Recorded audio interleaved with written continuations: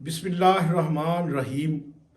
लाखों करोड़ों दुरूद व सलाम प्यारे आका हज़रत मोहम्मद मुस्तफ़ा सल्लल्लाहु अलैहि वसल्लम पर और आपकी आले अतहार पर। नाज़रीन कराम, मैं हूँ डॉक्टर मोहम्मद मुमताज़ मुनस। आप देख रहे हैं मेरा यूट्यूब फेसबुक चैनल। आज हम एक अहम शख्सियत के बारे में ये वीडियो रिलीज़ करने जा रहे हैं। उनका नाम कामरान टसोरी है। वो इस वक्त गवर्नर सिंध हैं।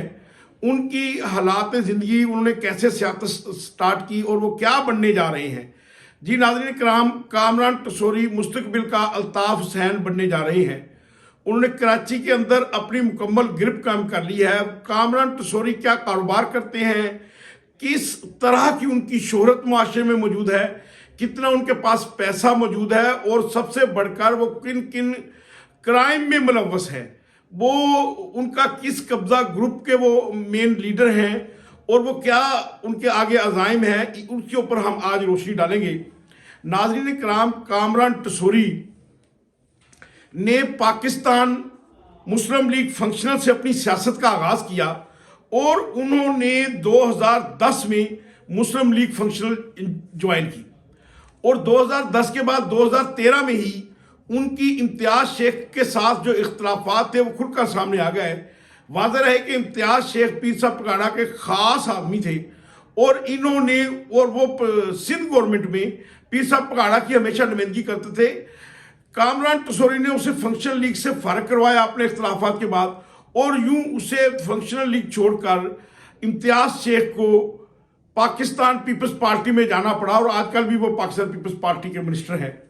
नाज़रीन कराम, उसके बाद 2016 में जब 22 अगस्त को अल्ताफ़ हुसैन ने एक अपने आप को खुला गद्दार साबित कर दिया पाकिस्तान का, हमारी पाकिस्तान के खिलाफ और पाक फौज के खिलाफ गद्दारी की और बकवासियात की और झूठे इल्ज़ामात की इंतहा कर दी, तो एमक्यूएम दो हिस्सों में तकसीम हो गई। एक एमक्यूएम पाकिस्तान, दूसरी एमक्यूएम लंदन। नाज़रीन कराम, उसके बाद एमक्यूएम का दौर ये स्टार्ट हुआ और यूं फौरन ही कामरान टसोरी की एमक्यूएम में शमूलियत इख्तियार हो गई और कामरान टसोरी साहब जो हैं वो ना सिर्फ एमक्यूएम में आ गए बल्कि एमक्यूएम के जो कन्वीनियर थे फारूक सत्तार, उनके मुंह बोले भाई बन गए। मुंह बोले भाई ने पूरे जोर और शोर के साथ इसको आगे लाए और इसको एमपीए का इलेक्शन लड़ाया सईद गनी के मुकाबले में। उसका हल्का था महमूदाबाद से, वो इलेक्शन लड़े और वो इलेक्शन हार गए 2017 में। इलेक्शन हारने के बाद कामरान टसोरी ने जिद ना छोड़ी और फरवरी में सेनेट के उम्मीदवार बन गए एमक्यूएम की तरफ से। एमक्यूएम के जो पुराने लोग थे, जो एमक्यूएम के लोग जो एमक्यूएम के लिए जिन्होंने कुर्बानियां दी थी, उन्होंने कहा कि ये कहां से घुसपैठिया आ गया है, हम इसको टिकट नहीं देंगे। लेकिन कन्वीनियर साहब जो थे, कायद साहब जो थे, वो इस बात पे बजिद थे कि नहीं, मैंने हर सूरत में कामरान टसोरी को टिकट देनी है क्योंकि मेरा ये मुंह बोला भाई है। इस तरह इख्तलाफात बढ़े और यूं 5 फरवरी को कामरान टसोरी को एमक्यूएम से निकाल बाहर किया गया और उसके पीछे ही उनके मुंह बोले भाई फारूक सत्तार को भी बाहर निकाल दिया गया। यूं एमक्यूएम बहादराबाद और एमक्यूएम पीआईबी ये 2 दड़ों में तकसीम हो गई। फारूक सत्तार साहब ने अलग इलेक्शन लड़ा और एमक्यूएम बहादराबाद ने अलग इलेक्शन लड़ा और उतनी ही देर में उससे पहले ही एक बाकायदा एमक्यूएम के घर के बेटी यानी कि मुस्तफ़ा कमाल ने अपनी एक अलहदा जमात पाक सरजमीन पार्टी बनाई और मुस्तफ़ा कमाल साहब के इल्ज़ामात बड़े ज़ोरदार थे जो बिल्कुल हक़ाइक़ के करीब तर थे।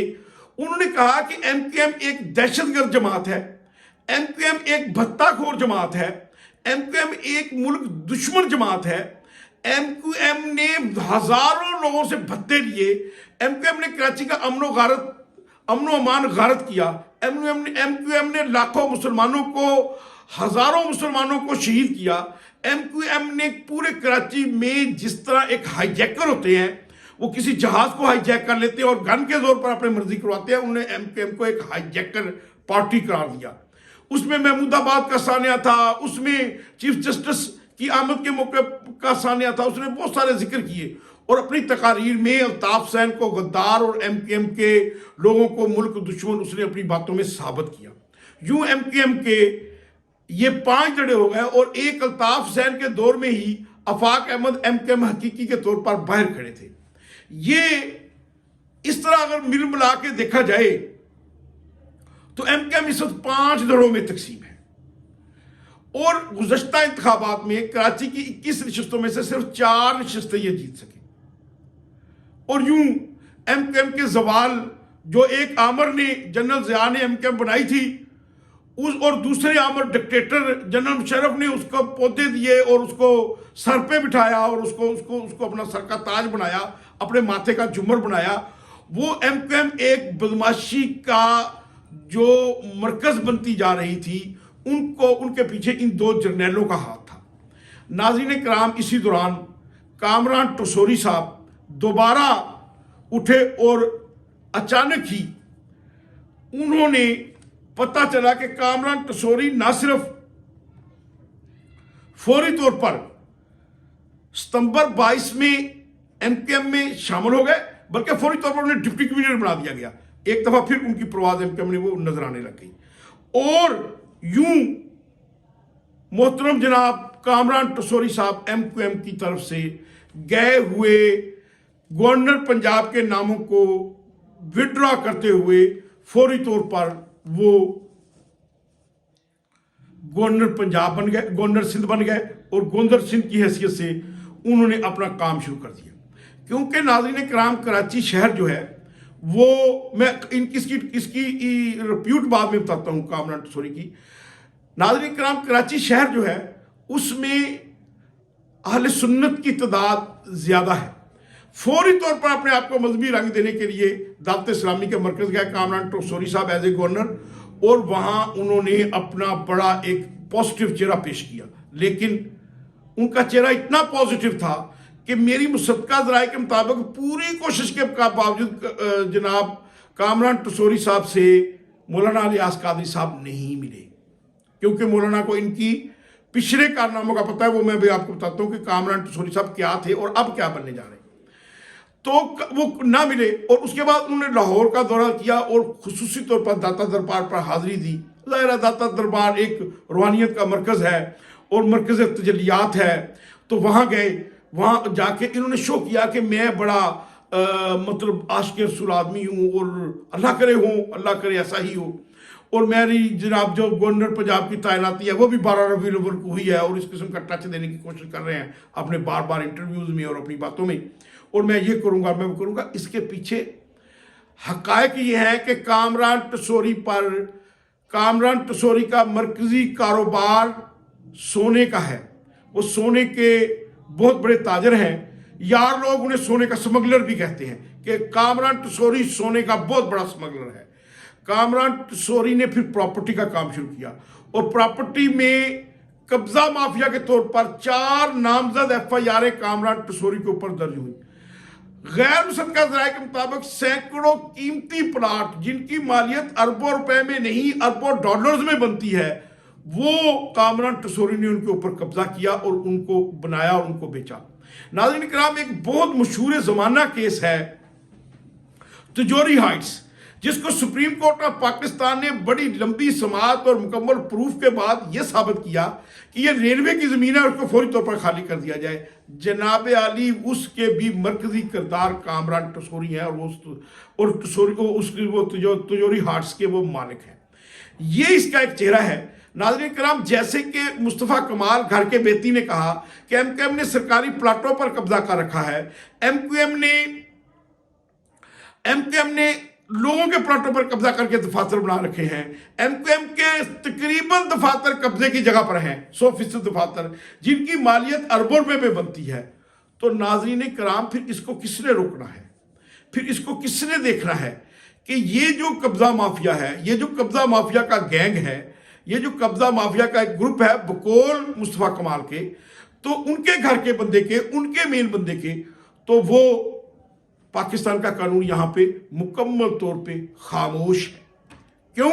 کیونکہ اسے جنرل ضیاء نے پالا اس جماعت کو، اور جنرل مشرف نے اس کی آبیاری کی، اس لیے قانون اس پہ مکمل طور پہ خاموش ہے. नाज़रीन कराम, यहाँ मैं आपको बताता चलूँ कि अब कामरान टसोरी अल्ताफ़ हुसैन बनने जा रहे हैं। उन्होंने 5 दड़ों को इकट्ठा कर लिया है। उन्होंने आफाक अहमद जो कहते थे कि ये डकैत हैं, ये चोर हैं, वो भी उनके साथ शामिल हो रहे हैं। मुस्तफ़ा कमाल ने बाकायदा प्रेस कॉन्फ्रेंस में उनकी हमायत का ऐलान कर दिया है। और फारूक सत्तार ने कहा कि मैंने बड़ी न्यू ईयर नाइट देखी है, ऐसी न्यू ईयर नाइट नहीं देखी जब मेरे घर चल के आ गया, मैं बिल्कुल शामिल हूँ। तो ये दोबारा मिलके कराची का इलेक्शन जीतने की एक फिर कोशिश कर रहे हैं। जबकि कराची अगर धांधली का इलेक्शन ना हो, अगर धौंस का इलेक्शन ना हो, कराची कभी एमकेएम का नहीं रहा। कराची 70 में और 77 में ये जमीयत उलमा पाकिस्तान का था, दूसरे नंबर पे जमात इस्लामी थी, तीसरे नंबर पे वहाँ और जमातें थी, पीपल्स पार्टी थी, एमकेएम नहीं थी। जब से एमकेएम बनी है और जब से इन्होंने पोलिंग स्टेशन को यरगमाल करके इलेक्शन जीतना शुरू किया है, उस वक्त से एमकेएम का इलेक्शन है। 2018 में ये इलेक्शन को मुकम्मल यरगमाल नहीं कर सके, पोलिंग स्टेशनों को मुकम्मल तौर पर किडनैप नहीं कर सके, तो ये सिर्फ 4 सीटें जीत सके। अब देखते हैं कि कामरान टसोरी कैसा तापसन पैदा बनता है और देखते हैं कि कामरान टसोरी कैसा लीडर बनता है। बहरहाल इस वक्त उन्होंने तमाम जमातों को की बैत कर ली, तमाम एमकेएम के धड़ों ने कामरान टसोरी की बैत कर ली है और यूँ कामरान टसोरी पाकिस्तान का अल्ताफ़ हुसैन बनने जा रहा है।